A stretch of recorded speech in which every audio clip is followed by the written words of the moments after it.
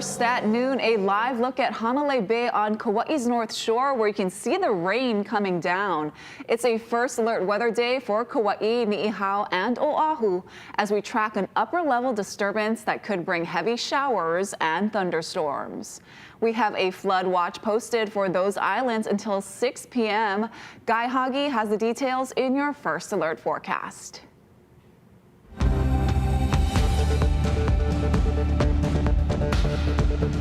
Aloha on this St. Patrick's Day Monday. It is a first alert weather day for the western end of the state. Kauai, Oahu, and Niihau are now under a flood watch. That means flooding is possible with all this heavy rainfall and these spotty thunderstorms. Plus, with all the rainfall that we had yesterday, much of the ground is saturated for the western end of the state. So we've got that flood watch posted. Spotty thunderstorms today with more scattered showers through the afternoon, which could cause flooding. Thank you, Guy.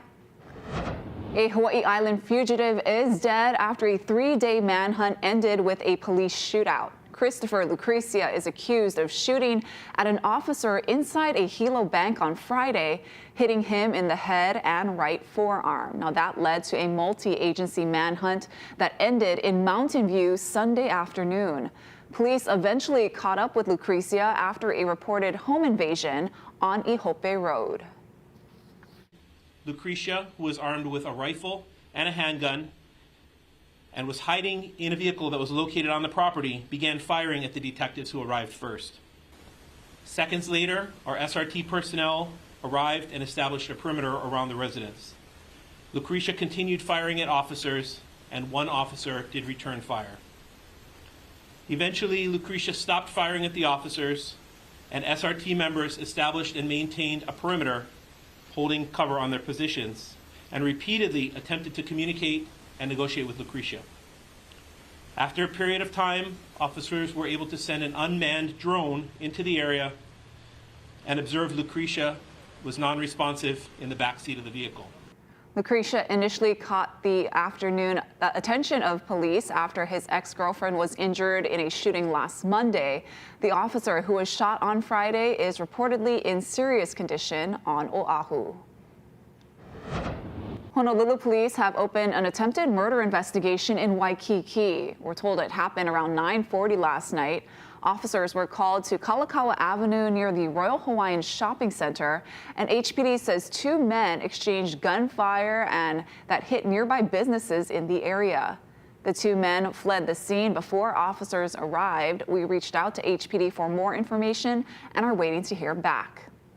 Meanwhile, HPD opened 2 other separate attempted murder investigations this weekend. We're told in both cases the victims were shot at while driving. The first shooting happened at around 4:40 Saturday morning on Kahekili Highway near Aho Lelo Road. According to police sources, a 4-door sedan pulled up to the driver's side of the victim's vehicle and a passenger started shooting. We're told the victim's car was damaged by gunfire, but no one inside the vehicle was hurt. Then at around 4:30 a.m. on Sunday, 2 21-year-old men were shot by an unknown motorcyclist while traveling on North Nimitz Highway near Sand Island Access Road. The victims managed to get to the hospital on their own. At last check, no arrests have been made in either case. More arrests have been made, though, in the robbery that occurred last weekend at Pearl Ridge Center. But first, a warning, the video you're about to see is disturbing. Now, this video shows the group robbing the 15-year-old boy.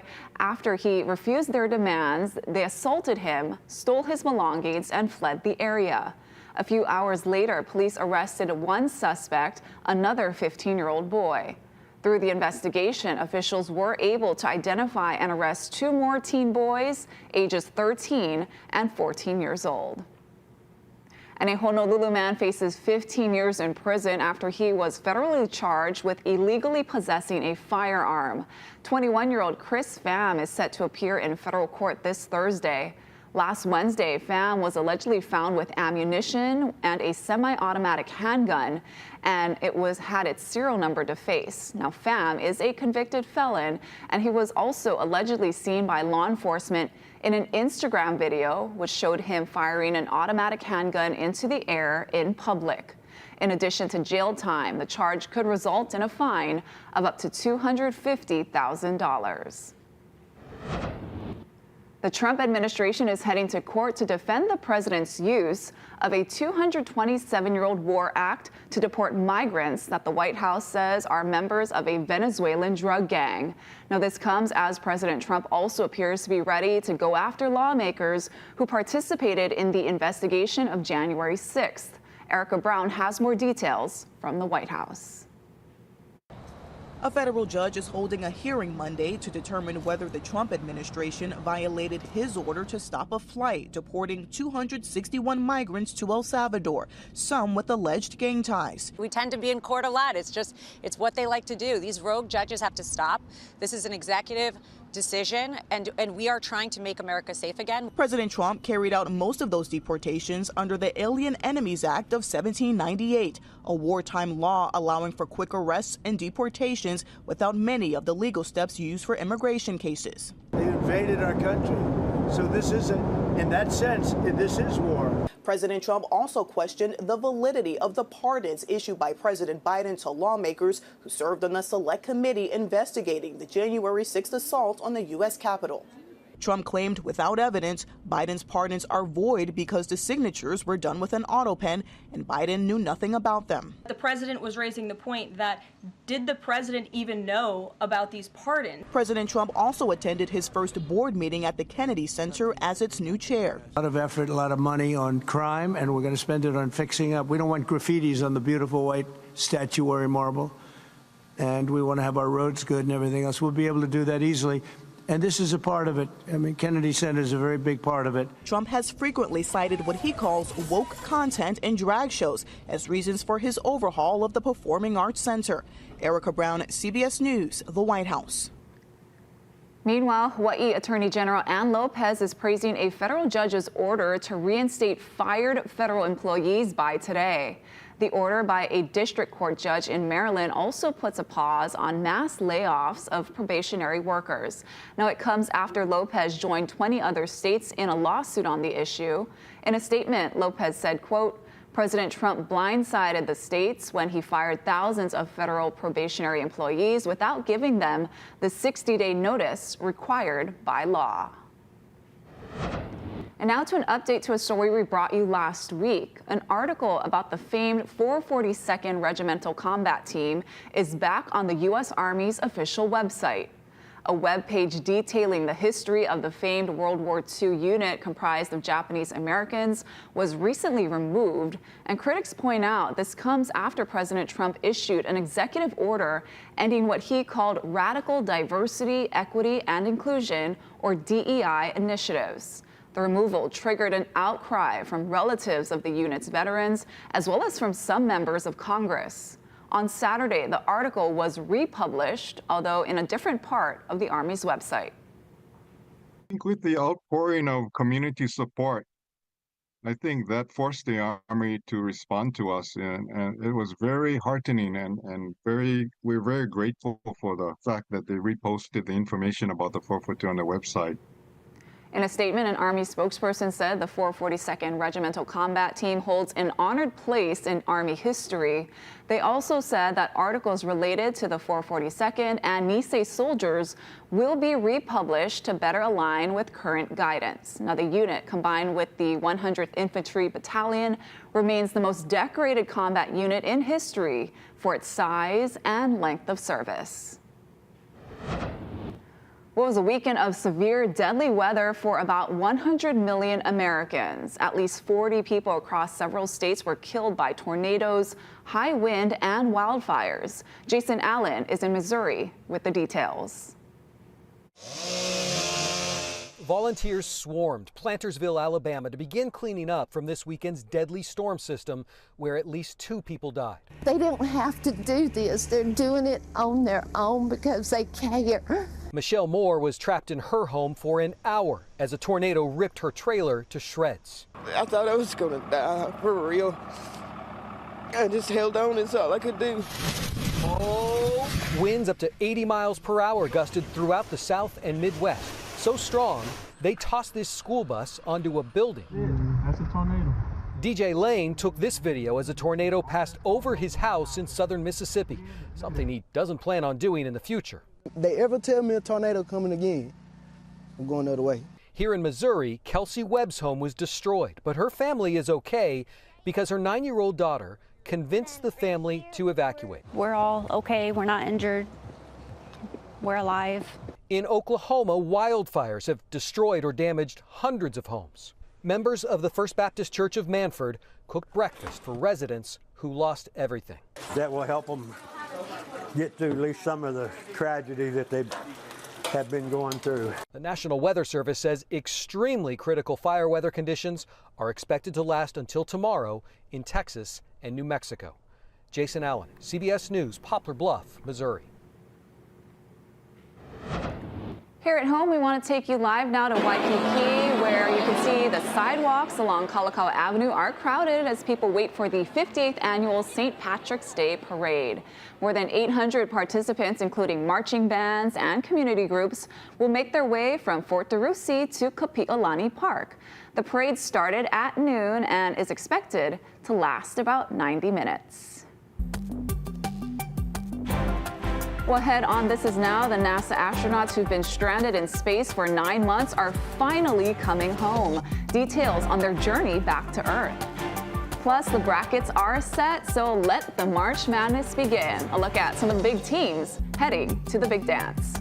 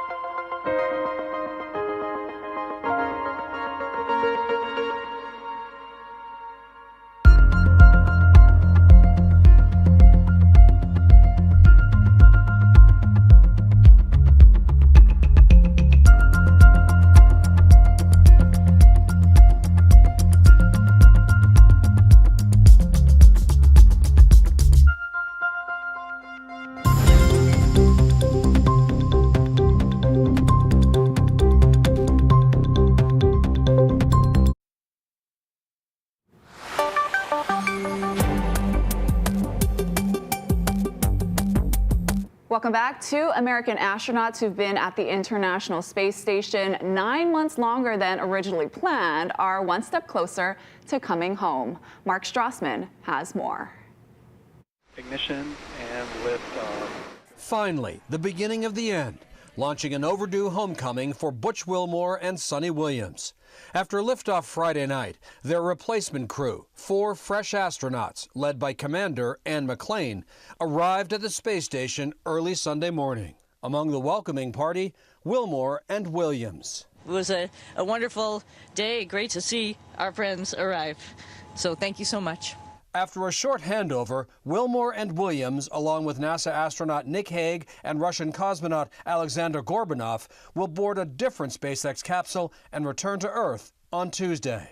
People are always ready to get back home. Ken Bowersox, a former astronaut himself, now leads space operations for NASA. It's always a little bittersweet, right? You miss your family, but you love being on space station. How do you think they've handled it, all the attention? Butch and Sonny have been great.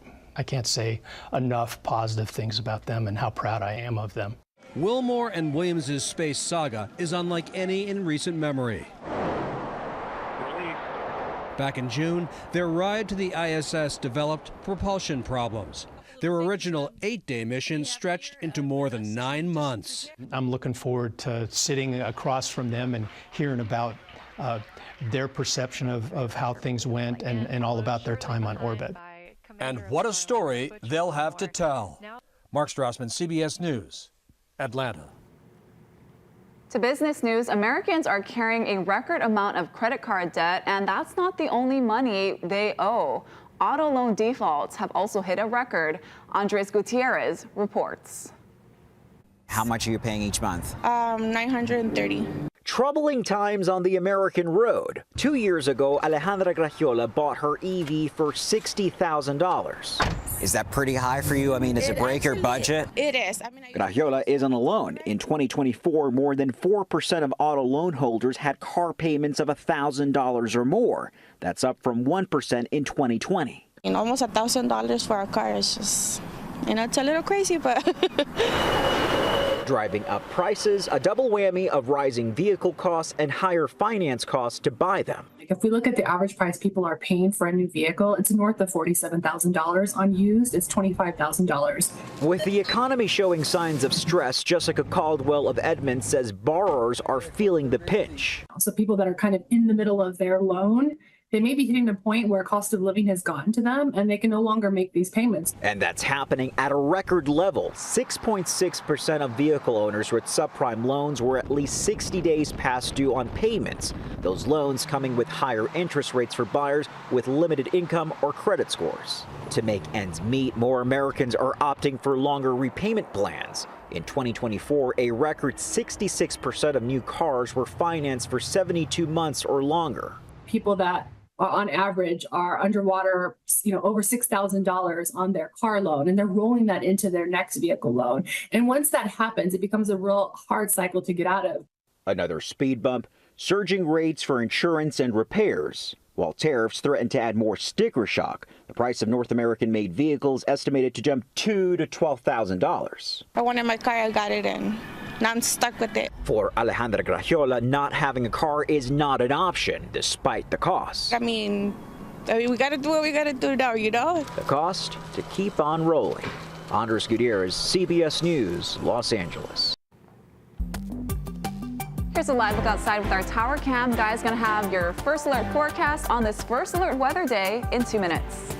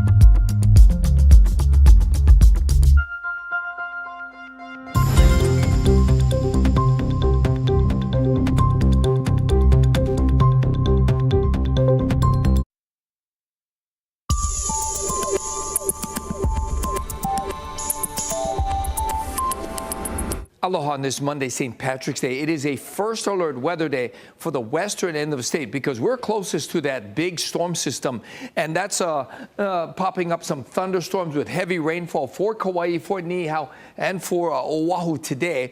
We'll see fewer showers for the east end of the state, and you can see those thunderstorms right now over the ocean, but moving up towards Oahu and towards Kauai through the day. That's why the flood watch is on for Kauai, Oahu, and Niihau until 6 p.m. today. That means flooding conditions are possible. So if you live in an area that is flooded before, take precautions because we could see more flooding conditions today. Again, that's for Kauai, Oahu, and Niihau. So flood watch is on. We've got the heavy showers out there with thunderstorms at least through lunchtime. By the afternoon, we're expecting the rain to kind of start easing up. But remember, because the ground is so saturated, it won't take a lot of rain to cause flooding today. There's not a lot of surf to speak of. That northwest swell is on the way down. The next significant country swell is due in probably over the weekend. So we got first alert conditions today for Kauai, Oahu, and Niihau, where flooding conditions are possible. Slowly, by tomorrow, the storm system should be pulling away. Trade winds should start filling in starting tomorrow as well. So it's going to be a little bit sticky today for St. Patrick's Day. But the weather will definitely mellow out as we head into Tuesday. And we got breezy trade winds going into the weekend with lots of sunshine expected from Thursday on. Thank you, Guy. Well, March Madness is back. The men's and women's brackets for this year's NCAA basketball tournament were revealed last night. The top seeds on the men's side are Auburn, Duke, Florida, and Houston. But this first round is all about the Cinderella teams, including the 11-seeded Drake Bulldogs, celebrating as their names were called. Now, the SEC, which normally dominates college football, set a record with 14 of its 16 teams headed to the big dance. So I've been looking at momentum going into this tournament, and that stands out to me. And I look at Duke. You consider they won the ACC tournament, and without two of their top players being there, one of those being the presumed #1 overall pick in this year's NBA draft. I'm talking about Cooper Flagg. But the fact that you are without two of your top players, you're still playing to this level, shows their depth. Now, in the women's bracket, the #1 seeds are UCLA, South Carolina, USC, and Texas. The Bruins are at the top for the first time in program history. Get those brackets filled out because games start tomorrow. And so to come, Hawaii celebrates St. Patrick's Day. Casey Lunn has details on some of the festivities happening today in 2 minutes.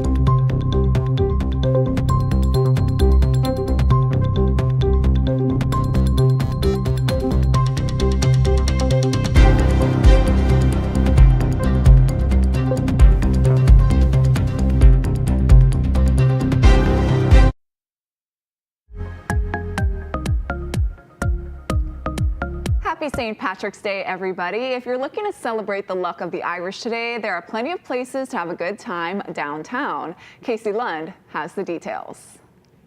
Well, whether you're celebrating in Chinatown or enjoying the parade in Waikiki, there's a lot of opportunities to celebrate the Irish. And to do that with me, I've got JJ from the Black Shamrock. Welcome to the Irish Corner. I love it. We were over at Don Murphy's Bar and Grill. They've been there forever. We're over here with you talking about everything that's going on. Of course, they've got grab and go stuff. We talked with Don about that.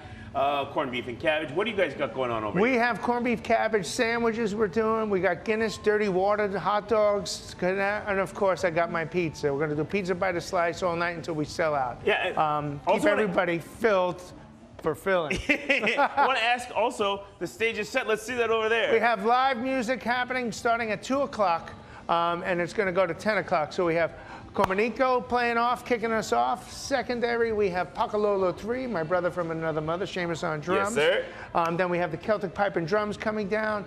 Also, our Chinese blessing. We're having our lion dances come around 6:37. And then 8 o'clock, we have Elephant kicking off the whole evening. What I'm hearing from you is take Tuesday off. Take Tuesday off. And more importantly, if you don't mind hopping come behind on. the bar, drink responsibly. We got options for folks that Absolutely. are the DDs, right? So we have a couple right here. Obviously, there's water involved as well, but we Yep. have the Corona non-alcoholic. We also have Heineken, also, which we did the pub crawl on Saturday night. Yep. So I realized that a lot of people have come out and had gotten, imbibed a little too much.